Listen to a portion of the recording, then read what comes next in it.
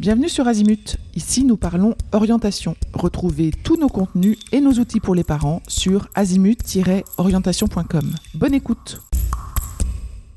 Dans cet épisode, nous répondons à la question « Qu'est-ce qu'une fake news ?»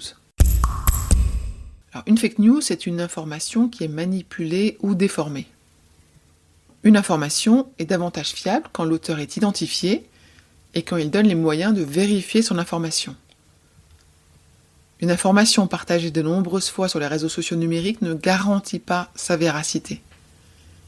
Ce n'est pas parce qu'elle est partagée beaucoup et souvent qu'elle est vraie.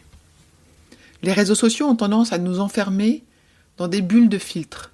Ils proposent des contenus susceptibles de plaire à l'utilisateur. Donc on ne voit pas l'autre partie d'un débat. Les jeunes sont particulièrement exposés aux fausses informations car ils s'informent essentiellement par les réseaux sociaux. Ce sont des espaces où il est difficile de trier les contenus et leurs auteurs. Alors comment faire pour repérer les fausses informations ? Voilà quelques outils et réflexes à connaître. Déjà, ne pas se fier seulement au titre ou à l'image. Avant de partager une information, d'abord prendre le temps de lire l'article. Ensuite, se poser la question, est-ce que l'article comporte une série d'infos qui sont vérifiables ? L'auteur, le lieu, la date, les sources, les personnes concernées. Est-ce que les faits sont décrits de manière précise ? On peut vouloir varier les sources d'informations.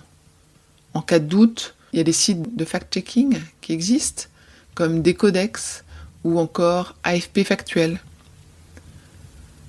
Il faut toujours chercher l'auteur d'une information. Regardez les rubriques à propos, contact ou qui sommes-nous. Et surtout, nous vous conseillons de ne pas partager ou liker une fake news, mais plutôt de la signaler au réseau social. En termes d'exercices pratiques, nous vous encourageons à adopter vous-même ces réflexes, à partager vos expériences et apprentissages sur la vérification des informations avec votre ado. Et pour vous y aider, nous vous invitons à aller sur ce site dont le lien sera dans les notes de l'épisode. Il s'agit d'un outil d'éducation aux médias qui invite à décoder et à mettre en débat les théories du complot.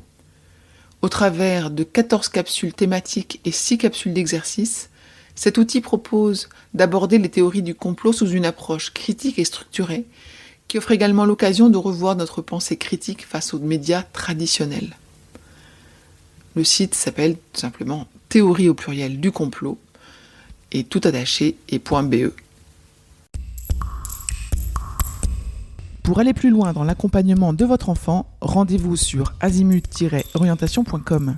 Tous nos contenus y sont classés par thématique et vous pourrez consulter notre calendrier, notre annuaire d'experts et vous inscrire à la newsletter pour ne rien louper. Merci pour votre fidélité. À bientôt.